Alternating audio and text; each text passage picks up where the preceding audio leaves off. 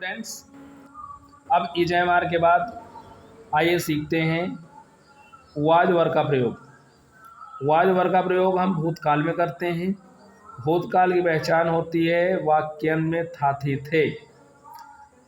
आइए डेफिनेशन पढ़ते हैं। भूतकाल के वाक्य जिनमें कॉम्प्लीमेंट पाया जाता है या कॉम्प्लीमेंट पाया जाए।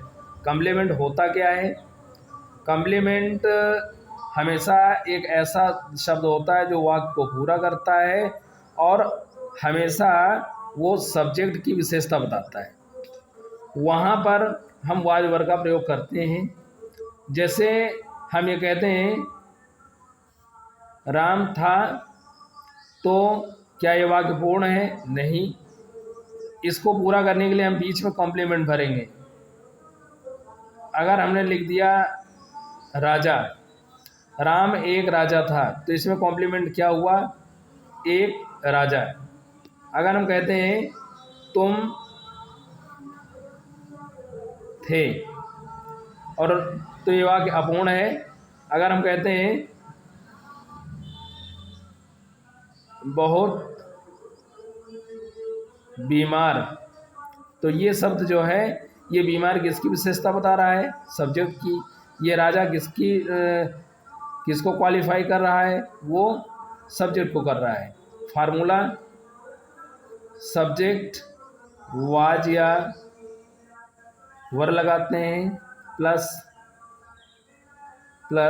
कॉम्प्लीमेंट लगाते हैं। वाज का यूज होगा किसके साथ?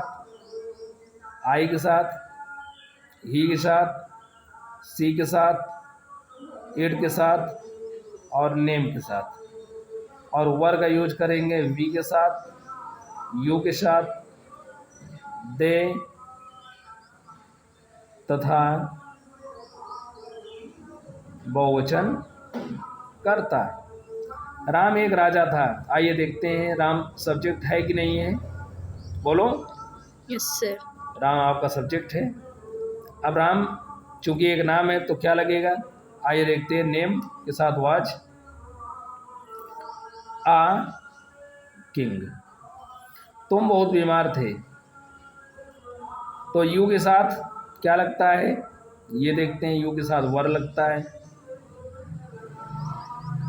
Very sick.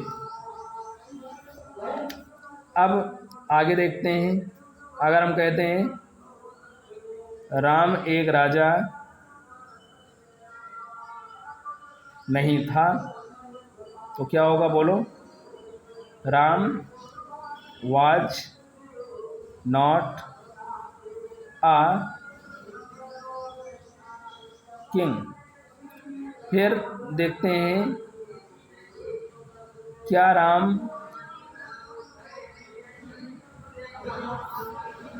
एक राजा था?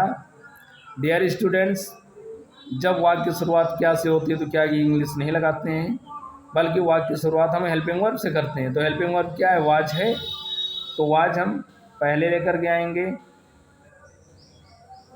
और फिर सब्जेक्ट, फिर complement was Ram a king. फिर अगर कहते हैं क्या राम एक राजा नहीं था, तो वहाँ पे क्या हो जाएगा? Was Ram not a king.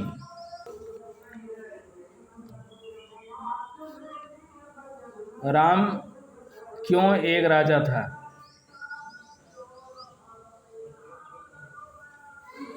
तो क्यों एक क्वेश्चन वर्ड है, और अगर क्वेश्चन वर्ड वाक्य बीच में है तो फार्मूला क्या होता है? क्वेश्चन वर्ड, फिर वाज या वर आप लगाएंगे, इसके बाद सब्जेक्ट लगेगा, फिर कॉम्प्लीमेंट यूज होगा। तो क्या हो जाएगा? Why was Ram a king. Ram क्यों एक राजा नहीं था। तो क्योंकि इंग्लिश वाई वाज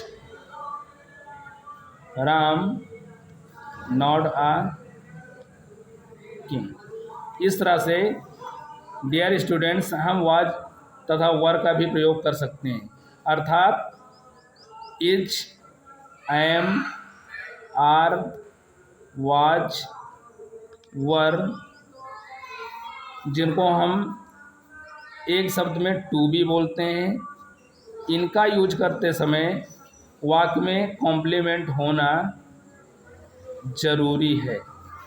तो आई थिंक आप लोगों को समझ में आया होगा। अगर समझ में आया है तो फिर चैनल को लाइक भी करें, सब्सक्राइब भी करें। बहुत बहुत धन्यवाद।